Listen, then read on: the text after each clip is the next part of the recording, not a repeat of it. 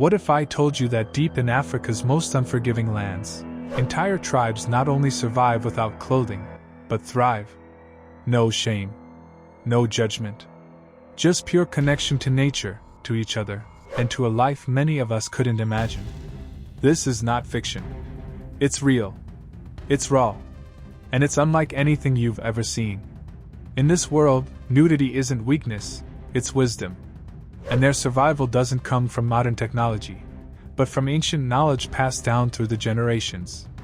You're about to enter a reality that challenges everything we think we know about civilization, modesty, and what it truly means to be human. The environment, Africa's harshest lands. Imagine a place where rain rarely falls, where the earth is cracked and dry, and where temperatures can burn through skin. Welcome to the Nude Desert, stretching across Namibia in southern Africa. It's one of the most hostile environments on Earth. Yet, for the Himba people, this isn't a desert, it's home. Their way of life is a masterclass in adaptation. Water is scarce, so they bathe in smoke instead of water. Food sources are unpredictable, so they rely on herding cattle and foraging in ways passed down for hundreds of years. And while we may rush to shade and air conditioning, the Himba use nature's own cooling system, their skin. The idea of living bare under the blazing African sun might sound impossible to most of us. But for them, it's not only possible, it's practical. Who are these tribes? The Himba of Namibia are perhaps the most visually striking of Africa's nude tribes. Their skin glows a deep reddish hue, not from the sun, but from the ajayi's paste, a mixture of butterfat and red ochre. It protects their skin from the sun and insects, but it also represents beauty, identity, and pride. For Himba women, going topless is the norm. It's not a symbol of rebellion. It's not provocative. It's cultural. It's natural. To them, the human body is not something to be hidden. It is something to be honored. In Ethiopia's Omo Valley, the Serma and Mercy tribes also embrace a semi-nude lifestyle. Here, the body becomes a canvas. Painted with white clay, adorned with beads and feathers, it tells stories of strength, survival, and seduction. To us, these customs may seem foreign or even shocking. But the real question is, are we shocked because it's wrong, or because it's different? The role of nudity in survival. Let's break down the logic of nudity in these climates. In the West, we wear clothing for modesty, identity, and protection. But in the deserts and savannas of Africa, clothing becomes a burden. Tight fabrics trap heat. Moisture from sweat can't escape, causing skin infections and heat exhaustion.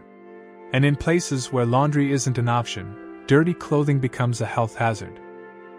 So, what do the Himba do? They use nature. The red ochre paste not only beautifies the skin but reflects sunlight, cools the body, and repels insects.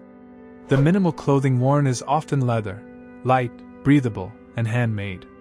For children, nudity is absolute freedom. Running through the sand, playing under the sun, it's not just survival, it's childhood in its purest form. And let's not forget the spiritual side. Many of these tribes see the human body as a sacred vessel, not something to be covered, but to be celebrated. Could it be that we've misunderstood what true modesty means? Cultural rituals and intimacy. In these nude tribes, intimacy and affection aren't hidden behind closed doors. They're part of everyday life, woven into rituals, dances, and celebrations. Courtship rituals often take place in public. In some tribes, men and women engage in ceremonial flirtation dances where touch and eye contact speak louder than words. These are not random acts.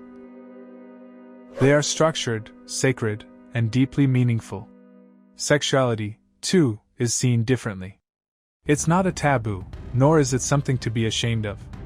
Among the Karubo of the Amazon or the Nuba of Sudan, physical closeness is a sign of trust, connection, and life force. In some tribes, young people are encouraged to explore relationships early, not recklessly, but respectfully.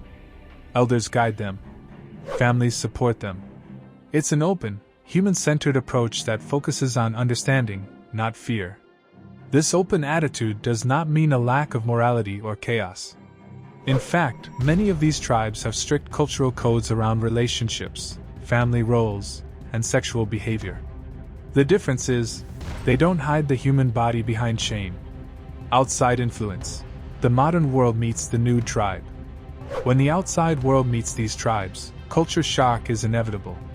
Tourists arrive with cameras, some respectful, many not. Images of topless women are shared online, often without context. Stripping away dignity for views and clicks. Missionaries bring clothing and messages of modesty. Government officials push for integration.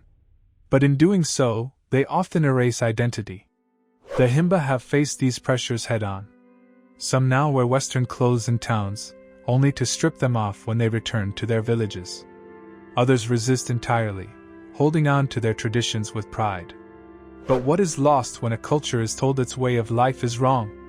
How does it feel to be stared at, filmed, and judged for simply being yourself? And maybe the deeper question is this: are we truly more advanced, or just more repressed? Lessons from the tribe, what the modern world can learn. We live in a world obsessed with image, filters, and fashion. Our bodies are judged, our flaws hidden, and our value often tied to how we look. But these Nude tribes? They live without mirrors. Their worth isn't in size, shape, or skin tone. It's in contribution, connection, and community. Body confidence in their world is natural, not taught. No influencers. No diet culture. Just people being people. And that goes beyond the physical. In these tribes, elders are respected. Community comes before individualism. Time is measured not by clocks but by seasons, songs, and stories. So while we chase productivity and progress, they embrace presence and purpose. Could it be that in shedding their clothes, they've held on to something we've lost? You've just witnessed a way of life that challenges everything we've been taught. Where nudity is strength. Where survival is art. And where culture thrives, even in the most extreme environments. In the remote and arid regions of Africa, some indigenous tribes have adapted to survive in the harshest environments, without the need for modern clothing. For these communities, nudity is not a symbol of vulnerability, but of cultural strength and ancestral tradition. Their connection to the land, deep understanding of nature, and sustainable lifestyle help them thrive where few others could. From crafting tools out of natural materials to using ancient knowledge of herbs, these tribes live in harmony with their environment, demonstrating resilience, dignity, and the power of living close to nature. In the remote and arid regions of Africa, some indigenous tribes have adapted to survive in the harshest environments, without the need for modern clothing. For these communities, nudity is not a symbol of vulnerability, but of cultural strength and ancestral tradition. Their connection to the land, deep understanding of nature, and sustainable lifestyle help them thrive where few others could. The tribes of Africa's harshest lands don't need saving. They need understanding. So what did you feel watching this? Shock? Curiosity? Respect? Drop a comment and let's talk about it. If this story made you think differently, even for a moment, give it a like. Share it with someone who needs to see the world through new eyes.